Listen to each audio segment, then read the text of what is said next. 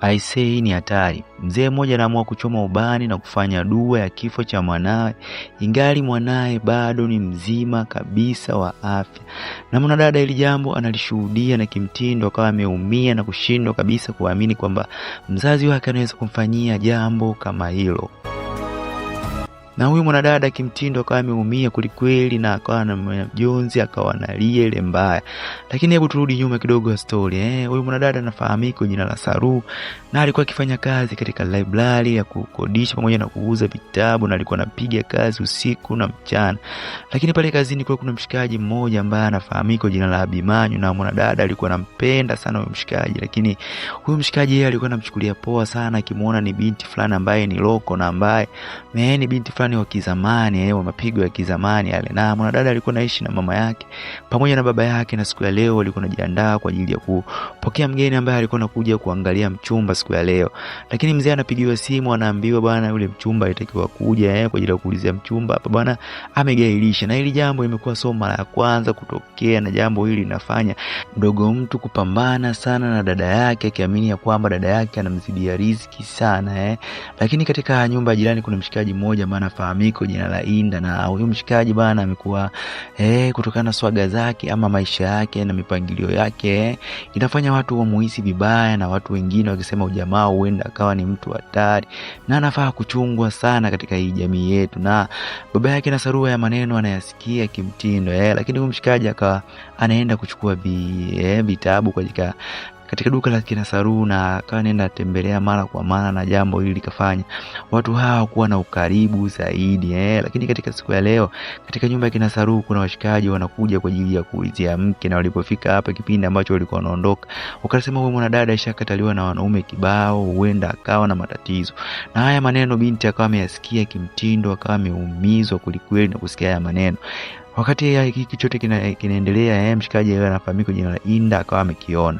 Lakini siku inayofuata mshikaji Inda akawa anaumwa ile mbaya, na Saru ambaye ni jirani yao naye akafanikiwa kushuhudia hili jambo, akaamua kwenda kwa ajili ya kumsaidia mshikaji na kumpatia msaada. Lakini kama unavyojua mapaparazi tena mjini, wakampigia simu baba yake na Saru na kumwambia hakika binti yako yupo katika geto la mshikaji, na mshikaji anapiga funyo za kutosha. Yani mzee alipofika pale hakuuliza, akaanza kumtandika binti yake na kumwadhibu, lakini mshikaji akajitahidi kumuelewesha kinachoendelea, lakini waungwana wakaingilia kati wakamwambia hakika wewe hamwezi mkakaa humo ndani na kisifanyike kitu chochote.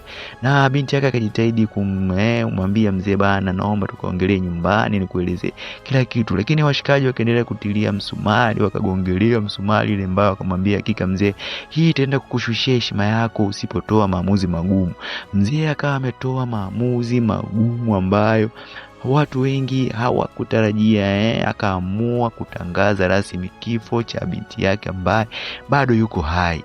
Baada ya mambo yote kupita, sasa binti Saru akawa anakaa na mshikaji ambaye anafahamika kwa jina la Inda, na baada ya kukutana na watu wakawa wameanzisha uhusiano wa karibu, na mshikaji akajitahidi kumjali sana binti na kumbadilisha ili asipate kudharaulika na watu wengine, na hakika alibadilika binti na kila mtu akawa anamtamani. Na hata yule mshikaji ambaye alimchukulia poa mwanzoni akawa anaanza kujisogeza karibu na kuanza kuomba date, na siku ya leo akawa amehitaji kwa ajili ya kumfanyia proposal binti na kumuoa kabisa awe mchumba wake.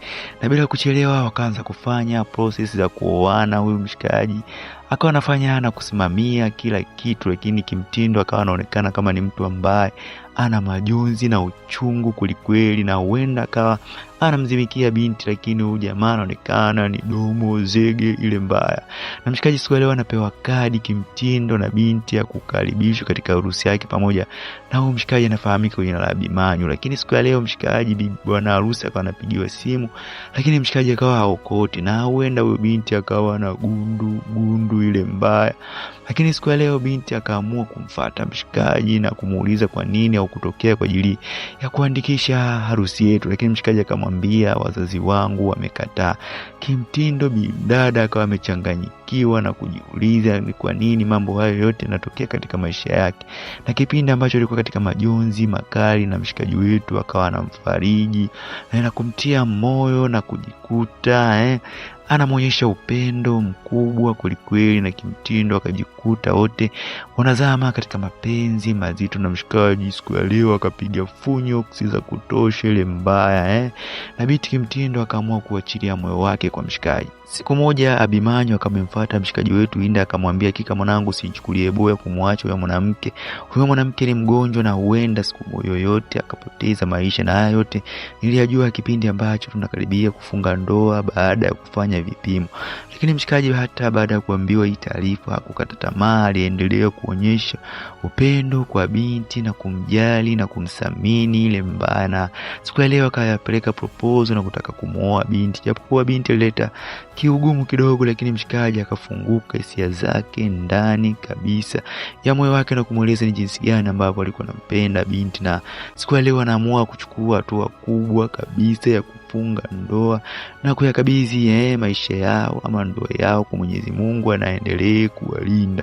Na kipindi ambacho walikuwa hapa akiwa anakamilisha taratibu za ndoa, muda sio punde baba mzazi akawa ameingia kimtindo na wote wakiwa katika sintofahamu na kushindwa kuelewa ni nini ambacho kitatokea siku ya leo, na mama akawa amefika. Lakini binti akawa anamuomba sana baba yake kwamba amruhusu katika kipindi hiki apate kufunga ndoa, na siku ya leo mzee akawa amebariki ndoa ya leo, na binti akawa amefurahi na mama pia akawa amefurahi kwa kile ambacho kinachoendelea, na mshikaji siku ya leo akawa amechukua jiko kabisa, aweni hatari. Lakini baada ya ndoa bidada akawa anaumwa ile mbaya, na siku ya leo wazazi baba na mama wanagundua siri nzito ya kwamba mtoto wao anaumwa na amebakisha siku chache sana za kuishi katika hii dunia. Baba akawa analia na kujilaumu kwa kila ambacho alikuwa amemtendea binti yake na kumkosea, anamuomba msamaha akiwa analia kwa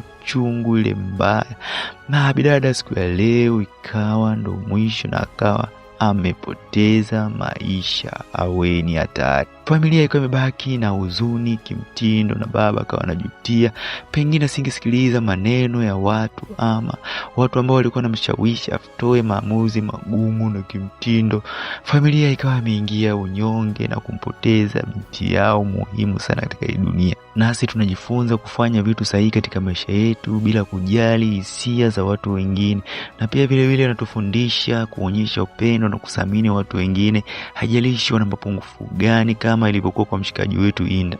Na huo ndio unakuwa mwisho wa movie yetu. Karibu like, comment na subscribe kwa ajili ya kuipatia kazi nyingine za moto moto kama